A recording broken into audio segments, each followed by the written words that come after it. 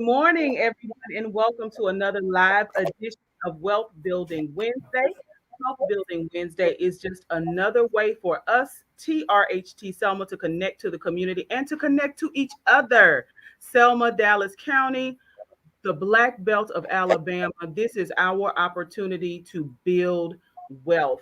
And TRHT Selma is a partnership, a proud partnership between the Selma Center for Nonviolence and the Black Belt Community Foundation. We welcome you, all live viewers, to our conversations. We broadcast live each and every Wednesday, 10 o'clock a.m. Central Standard Time, and we rebroadcast live on our media partner, WB AFZ 105.3 FM. And we are super excited this morning to have with us an expert beyond experts. Y'all, we're going to learn so much about this thing called philanthropy. We're going to talk all things nonprofits. Again, 30 minutes really quickly. So on your lunch break, you'll be able to hear the ins and outs of nonprofits. So even if whether you have your own nonprofit or you're thinking about starting a nonprofit organization, this is the place to start. So friend, tell a friend that Wealth Building Wednesday is on live, and make sure that you like, comment, and share this video. So I do want to welcome our esteemed guest, Ms. Torin Brazzle. How are you doing this morning? Good morning. I am doing wonderful. Thank you so much for having me. Absolutely. We could not talk about nonprofits without talking to you. You are an extraordinary woman with so many accomplishments, and we see your logo behind you. Could you take just a second to tell us who you are and what Ignite is? Share with us. Yes, I am Torin Brazzle. I'm the founder and executive director of Ignite, formerly Ignite Alabama. And Ignite simply is an organization that exists to bridge the gaps of communication amongst minorities and all of the amazing individuals and corporations and organizations and service providers that exist to serve us. I am 22 years in as a nonprofit leader. I've been serving in nonprofits for 22 years. I've been in executive leadership for 14. And over those years, I literally just continue to have conversations in my head saying, it cannot be this hard, because without fail, every time I heard of an opportunity personally, 9 times out of 10, one of two things happened. Number one, the opportunity was over, and I would find myself saying, oh my goodness, I didn't even know that was happening. Or number two, by the time I heard about it, it was so close to the deadline that I did not have an opportunity to competitively compete. And so Ignite was formed in 2019 at our core to serve those issues and to make sure that we as a people, especially it's for all minorities, but especially Black people, that we have a seat at the table. But in order to have a seat at the table, you have to be aware that it exists. Absolutely. And so that's who Ignite is. It's grown a lot.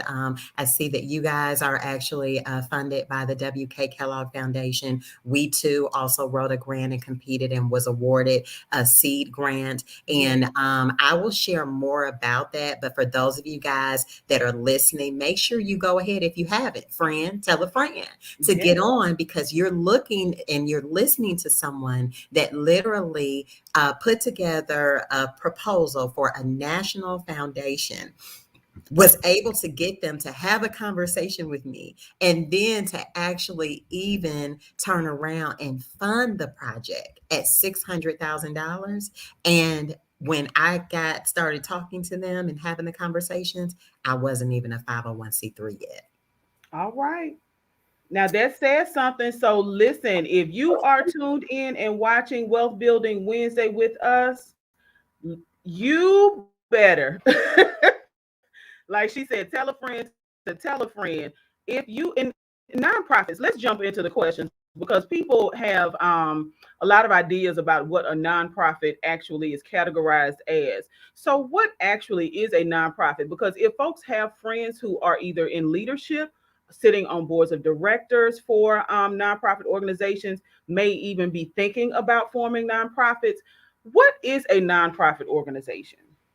So, believe it or not, you actually have different types Okay. of 501c3s. They're different designations. But what we're going to talk about today is what is called a public charity, which is the most common nonprofit. And it's the 501c3 status, and it's a public charity.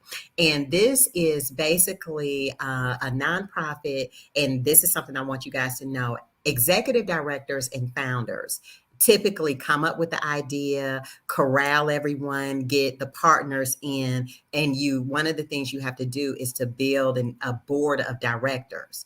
What a lot of people don't understand, Lydia, is that your Mhm. board of directors is actually who owns and has all authority where your nonprofit is concerned, not your executive director, not your founder. And so, and well, it's not your executive director and your founder if they are paid employees. Because Okay. with board of directors, no one that's on your board can be paid by the organization, Mhm. nor can they have any relatives or friends that are being paid. That's a conflict of interest. And so a nonprofit simply for this point of today's conversation that we're going to talk about, a 501c3 public charity, and this is a public organization that is ruled and governed by a board of directors. And you follow, basically, you have to have bylaws and just all of these things. But it's a public charity that we're going to talk about today. And it's something that is governed by an independent board group called a board of directors that don't have any type of financial ties to the organization. They can give, but they can't be paid or be related to anyone that's being paid. Absolutely. So that's good to know, simply because we can't be beneficiaries. If you're going to list yourself as a member of the board of directors, you can't be beneficiaries of the organization that you're a part of. So No, now, you can't. It's against the law. right, Let me just be very clear. right, It's right. against the law. Yes, Okay. yes.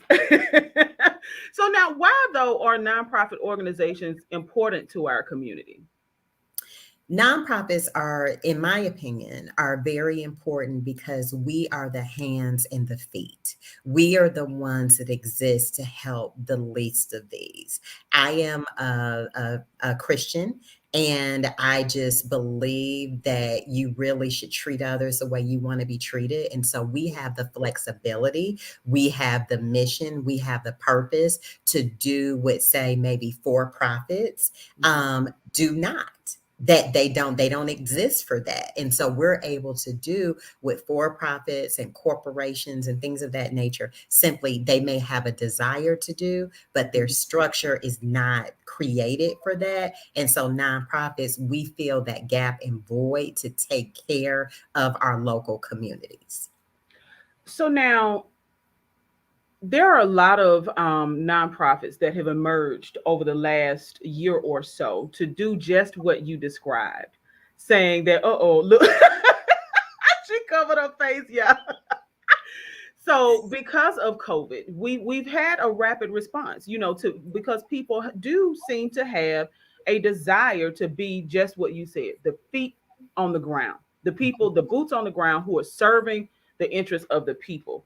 What are some of the major challenges you've seen, folks who, especially those who are just starting out with nonprofit organizations? What are some of the challenges that you've seen nonprofits encounter? The challenges that I've seen, and the reason why I covered my face, Hmm. is because while, yes, there are a lot that have emerged, Hmm. many of them have emerged doing something that is already being done.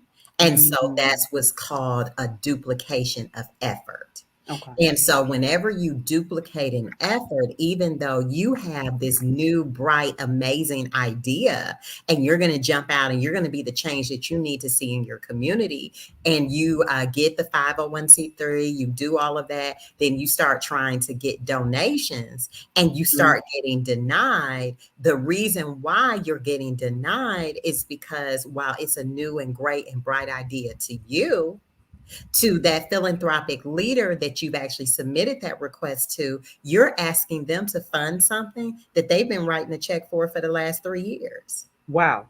Okay. Okay. And I love the term when you said duplication of effort, because when we see that, when we see people attempting to do the same thing, one of the goals might be then for us to, instead of attempting to do the same thing, is to maybe partner with or become a part of the existing organization.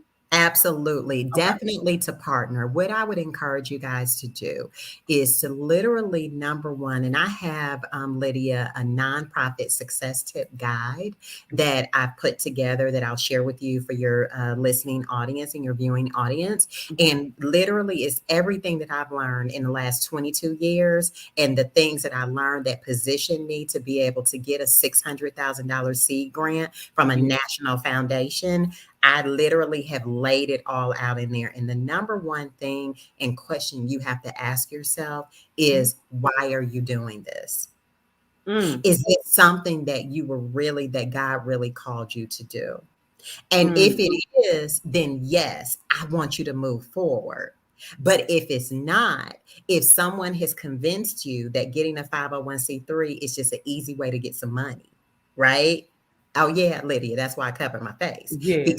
you people, you see a lot of emerging nonprofits because there is this horrible misconception Hmm. that it is an easy way to get money, Right. that you get a fight. No, it is not. Fundraising is hard. Y'all are looking at somebody that has been in the game for 22 years. And I literally had to go and bring in $600,000 national funds back into the state. Hmm. And this year, I literally have only raised to date $186,000 on top of that, right? Which Hmm. is a major thing for a Black led nonprofit. But Hmm.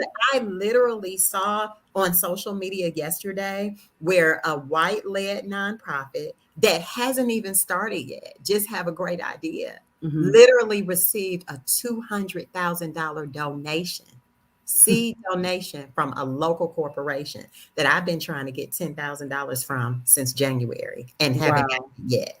Wow. So And let me tell y'all, it's not easy. And right. but if God calls you to it, then he is absolutely going to go before you and prepare the way. But this is not for the faint of heart. So that's the reason why my first question to you is, why are you doing this? And as Absolutely. long as that's for the right reason, keep moving, right? But if you're not doing it for the right reason, stop, save yourself a lot of time and energy, Yes. because it's a huge headache and you're not going to win the battle. I'm so glad that you talked about people being attracted to the dollars and knowing your why, because the very first thing, whether you are forming a nonprofit or a for-profit, is Mhm. to know your why. What Yes. is your mission statement? Who are you designed to serve? What will you be doing? I hear my friend Crystal Allen in my mind, like repeating those things because I've watched her do several in services or professional development trainings for nonprofit organizations in the area. Well, and actually school districts. That's where I've seen her perform the most. And it is just really interesting to me how many people, and I've gotten calls because people realize that I write grants as a part of my position with a local nonprofit. And it's Mhm. like, oh, well, can you write me a grant? I actually had a lady search for me. It's like, well, can you write a grant for me? And I said, okay, so I specialize in health related grants because there is a specialization to it. When you're seeking Absolutely. funding, you learn the lingo, if you will, or you Yes. learn the connections and the resources, the people who contribute to certain types of things, Yes. right? And Yes. so I said, so what's your why? Like, what do you want to do? Well, I don't know. I just saw this grant out here. I said, wait. Listen, and I let said, no, me tell ma'am. you something about No, that. ma'am. For all of you guys that are listening, Hmm. reading is fundamental. Yes. If you have a 501c3, please, for your sake Hmm. and for the sake of the person that you're going to send it to, make sure that you read about that funder and Yeah. you clearly understand the priorities that they have, Mhm. parameters that they may have, and make sure that what you're doing fits that. For example, if you have an after school program and you're needing funding for that after school program, Mhm. but this grant is actually for a homeless program, Right. do not submit a funding request to them. Right. So it is very important. Now, the good thing is, once you've written one grant, Mhm. you really have written them all because most of them, the Follow fundamentals, the and same. again, the information that Lydia is going to share with you guys in my nonprofit success tip guide will lay all of that out. Everything that's in there, literally, you would be able to use and take to answer any grant request that you may find. But at the end of the day, you've got to make sure it fits. And if it's a fit, then ask it. And then the next thing is know that when you submit that funding request, Mhm. you literally have to submit at least 100 requests just to be able to potentially get One. 10 Yeah. yeses. Mhm. And when you get those 10 yeses, you get excited and you be grateful for those 10 yeses. But please do not fall apart because of those 90 no's, Right. because those 90 no's is normal. And Lydia, that's something else that people are not being honest about as it relates to those of us that are nonprofit leaders that have made it. We're not being honest with people about the struggle. The struggle is real with fundraising. It's something Absolutely. you got to be doing every day, all day, in order for you to keep a continual potential, stream of resources coming in from grants. And the next thing is that has to just be one source. You have to diversify. When you're talking about fundraising, you can't put all of your eggs in one basket as it relates to grants. You've got to look at building relationships locally with your corporate partners and leaders locally, Yeah. finding out if those people that have a passion for whatever it is that you exist to do and connecting with them. Like it's a lot that goes into this, honey. And you only got 12 minutes left. So we'll probably have to come back. But Yes, I'm just telling ma'am. y'all that are listening, if God called you to it, Yeah. absolutely keep moving. But it is a method to this, it is a process to this. And at the end of the day, you can't get around it. And so, you'll be spinning your wheels and like this hamster or a person that's on a treadmill, expending all of this energy going absolutely nowhere. But if you slow down and you make sure your foundation is firm, you cross your T's, you dot your I's, Yeah. that's what Ignite is for, Yeah. then you will be able to continue to move and to progress forward. I have 3 of the nonprofits that are within our group that we helped apply for a local community foundation grant. And I told them, no, don't ask for 100,000. Let's just go in right now and ask for their giving is $8,000. Let's ask Mhm. for that. Get your foot in the door. Let Right. them get to know you. Then next year, you can come. Now you still can't ask for 100,000, but you can ask them for 10. You can ask them Mhm. for 25. You understand what I'm saying? But it's Mhm. stair steps. We want to come in, start a nonprofit, and start asking people for $100,000 and $1 million. Where they do that at?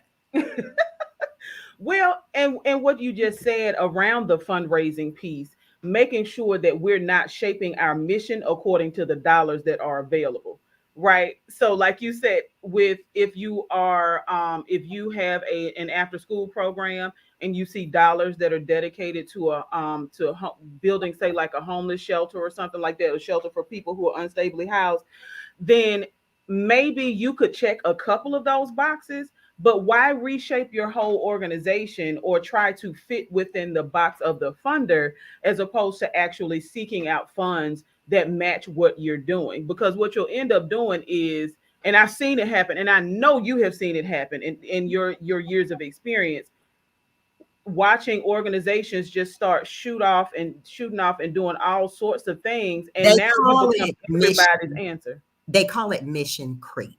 Ah. They call it mission creep. And so that's the reason why what you have to do. If you go to our website, Mhm. www.igniteal.org, and look at the About Us section, there is a logic model that's there. And feel free to take it and use whatever you can out of it, right? There's nothing new under the sun. But that's my holy grail. Okay. I follow that because for a lot of years, Lydia, I got caught up in doing a whole lot of good things, but they were not a God thing for me. And Mm-hmm. so today I understand the importance of staying focused, right? So as long as it falls within my logic model, then that's what I'm supposed to be doing. That keeps me from creeping off because it's easy to do because you can sort of start making stuff tie together and work together. You think in your head, and before you know it, you're out in the middle of the ocean on a Mm-hmm. raft that literally has a slow leak in it and you're going to drown.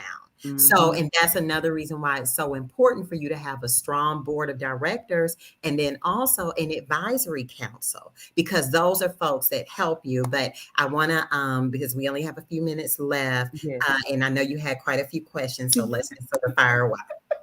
So you were just talking about the board of directors when we are forming or reorganizing even nonprofit organizations. Mhm. What are some of the things that we need to look for when it comes to people being on board as a part of the board of directors? So, number one, for your board of directors, you want individuals that are very passionate about Mhm. what your nonprofit exists to do. Then you also need individuals with the following skill sets. You need an attorney. You need someone that has a strong financial background. So that's a bookkeeper, an accountant, or a CPA. You also need someone with a strong marketing background and like a salesperson, because think about it, fundraising is nothing more than selling your organization. So if Mhm. someone is an amazing sales associate at your local department store, or if they're an amazing car salesman, or if they're an amazing pharmaceutical rep, then guess what? That person might be a great candidate for your board of directors because they have the skill set to go out and to help you sell your nonprofit and garner funds, because the board of directors primary role and responsibility are two things. Number one, oversight of the nonprofit fiscally to make sure that you're abiding by your budget, you're doing what you're supposed to do. That's the reason why you can't be paid. And then number two, fundraising. Like those are the two major things that your board members need to do. So you want someone that is very well connected in the corporate community and locally, philanthropic community, somebody that they can go through their phone, make a few phone calls, send a few texts, and right before you know it, checks are coming your way. That's who you want on your board. Awesome. So now we do still have just a few more minutes, and we definitely are going to have you back because this is quite the interesting conversation. And it's important that we know what we're looking for when it comes to shaping the organizations that will become the boots on the ground. Right, Mhm. like you said, having that firm foundation, and I know that Ignite can help us do that. What is philanthropy? Because you talked about the person who can pick up their phone and start the dollars flowing in. What Mhm. exactly is this term philanthropy? What does that mean? So, with philanthropy, that is literally basically a giver. That is someone that is going to invest and help the least of these. That's what they exist to do. And it doesn't have to be a corporation, it doesn't have to be a CEO. I'm a philanthropist. You're a philanthropist, Yes. right? Yes. Philanthropy is not just financial resources, it's your time, it's your talent, right? If you go and volunteer, that is just as valuable to a nonprofit, you giving them your time, as you writing them a check. Now, the checks are helpful. We Yeah. need the checks. Yeah. But it is really important that we begin to create a culture Mhm. and that we help understand that, you know, for me, my neighbor, her husband died a few years ago, and now she's declining in her health. I happen to notice because I work from home that she's walking with her walker trying to put her trash out. I had never seen it before, but when I saw it that first time, now my husband puts our trash out, he goes over and he gets hers and he sits it out too. That's a Yes. philanthropist. Yes. A lot of times we think about philanthropists and we just think about somebody just writing that check. But Right. philanthropy is literally you looking and seeing. This is my opinion. Now, y'all can Google and look and see what Webster got to say. But Torin, my opinion, my definition of a true philanthropist is someone that looks within their sphere of influence to Mhm. see how can I make my world better, and you begin to give your money, your time, your talent towards those things. And to me, that's what makes someone a philanthropist. Awesome. So now, why is it important then to give to nonprofits? What difference does it really make? Oh God, it makes all the difference in the world because we literally exist to do those things that you don't have the time to do. You may have the heart and the passion to do, but you don't have the time to do it. And a lot of times there's this huge misconception because you're a nonprofit that you should like you I see so many that like spend every dollar they have. They wipe out their bank account. No, you cannot do that. You Right. have to operate. You have to have paid staff. I'm telling you, I got to come back Yeah. because I really need us to understand. So to answer your question, it's very important to give to nonprofits because we exist to basically fill those voids and those gaps and to serve the least of these. And we need money and resources in order to be able to do that. It's hard enough as it is doing what we do because you literally are taking, two fish and five loaves and Yeah. really just making it work. That's who we are that's our framework. But so you don't want to have to be worried about how you're going to do this and how you're going to do that. So that's why it's important. But for nonprofit leaders, I got a whole nother conversation for them. Yes. Listen. Well, I am so glad that you said that because when we think about and even what you referenced in the beginning, when you talked about being a Black led organization and the difficulties that Black led organizations can often face with when it comes to fundraising, especially from foundations. Now, TRHT Selma is truly grateful for our funder, WK Kellogg. That foundation is a huge foundation that Yes. funds things all around the world. And so for them to look at Selma and say, you know what, we want you all to be a part of this TRHT, Truth, Racial Healing, and Transformation initiative that we have. Mhm. Oh my goodness. That means so much. One as co-director of TRHT Selma, I really one of the things that I really want us to be able to do is to show just how much transformation things like Wealth Building Wednesday, things like the grants. We literally during the pandemic were able to help some small businesses stay afloat because of the Kellogg Foundation and because of the community. So, I mean, shameless plug, you can contribute, right, to TRHT Selma. You can Yes. literally log on to our website, trhtselma.org, and make a contribution Mhm. to forwarding the work because the Kellogg Foundation does not have to stay around and support us. This Mhm. is something that they have. Selma is a city that they found interesting. Selma Mhm. is a city that they found to be um, a space where they felt like TRHT could really get a foothold and help to bring transformation in a community that has suffered from poverty for years. We Mhm. went from being the fourth most wealthy county in the entire United States to now we are one of the eighth most. I think 2 years ago we were like the eighth most dangerous city in Alabama, and our poverty level continues to rise. Wow. So transformation can occur with your help. So when we say give, make your choice. Give wisely, right? You can log. And give consistently. You can Yes, be amazing. Give, schedule that automatic draft, $5 a week, absolutely. $5 a week, right? Yes, It's 52 weeks in a year. Just yes. think about it. Do the math. You Yes. understand what I'm saying? $100 a month. That's fine. But if nothing else, do $5 a week. We spend that at McDonald's. You better know what to say. Listen, we're going to have you back. We appreciate you for taking your time out this morning to share such valuable information with our community. So thank you, Torin Darling Brazzle from Ignite. And thank you to all of you all who have tuned in and either watched live or you're listening on WBFZ 105.3. We thank you for your support. Don't forget to log on and contribute. Listen, you like Wealth Building Wednesday, like she said, put it on auto draft, $5 a week, trhtselma.org. And we look forward to seeing you next Wednesday, 10 o'clock a.m. Central Standard Time, right here for Wealth Building Wednesday. Thank you so, so very much.